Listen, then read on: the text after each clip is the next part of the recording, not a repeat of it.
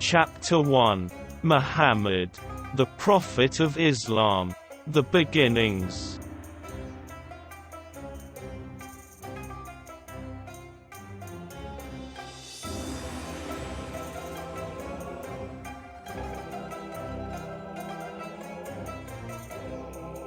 In the desert of Arabia was Muhammad born. According to Muslim historian, the 20th of April 571. The name means, highly praised. He is to me the great mind amongst all the sons of Arabia. He means so much more than all the poets and kings that preceded and succeeded him in that impenetrable desert of red sand. When he appeared, Arabia was desert, a nothing. Out of nothing of desert a new world was fashioned by the mighty spirit of Muhammad.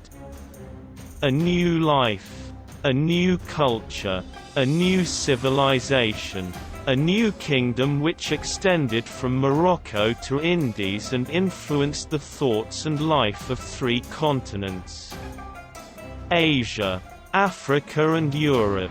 When I thought of writing on Muhammad the Prophet, I was bit hesitant because it was to write about a religion one does not profess, and it is a delicate matter to do so.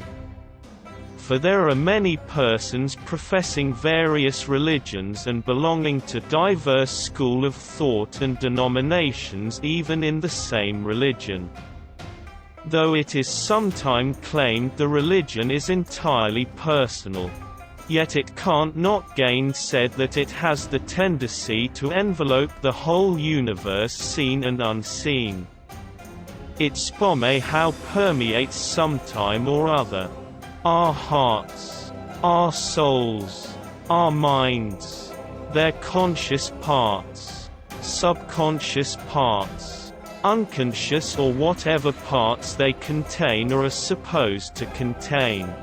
The problem assumes overwhelming importance when there is a deep conviction that our past, present and the future all hang by the soft, delicate, tender, skilled cord.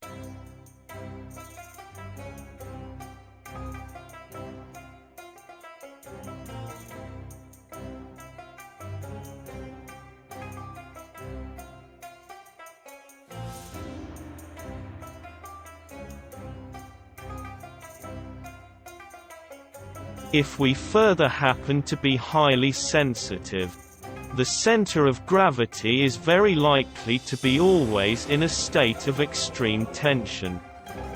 Looked at from this point of view, the less said about others' religion the better. Let our religion to deeply hidden and embedded in the recesses of our innermost hearts, fortified by unbroken seals of our lips. But there is another aspect of this problem. Man lives in society. Our lives abound with the lives of so many willingly or unwillingly. Directly or indirectly. We eat the food grown in the same soil. Drink the water from the same spring. Breathe the air from the same atmosphere. Even while staunchly holding our own views. It would be helpful, if for no other purpose, at least to promote proper adjustment to our surroundings.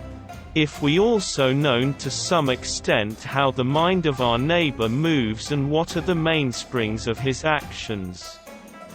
From this angle of vision, it is highly desirable that one should try to know all religions of the world in the proper spirit to promote mutual understanding and better appreciation of our neighborhood, immediate and remote.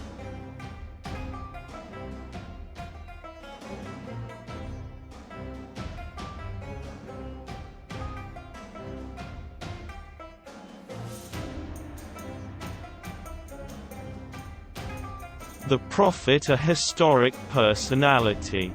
In spite of these preliminary remarks, the ground is the field of religion, where there is often a conflict between intellect and emotion, is so slippery that one is constantly reminded of fools that rush in where angels fear to tread.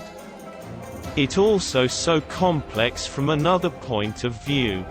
The subject of my writing is about the tenets of a religion, which is historic, and its prophet, who is also a historic personality. Even a hostile critic like Sir William Muir, speaking about the Holy Quran, says that there is probably in the world no other book which has remained 12 centuries with so pure a text. I may also add, Prophet Muhammad is also a historic personality, every event of whose life has been most carefully recorded and even the minutest details preserved intact for posterity. His life and works are not wrapped in mystery. One need hunt for the accurate information and embark on arduous expeditions to sift the chaff and husk from the grain of truth.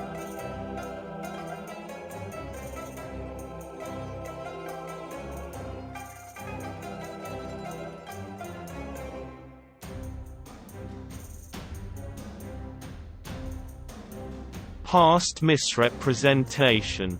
My work is further lightened because those days are fast disappearing when Islam was highly misrepresented by some of its critics for reasons political and otherwise.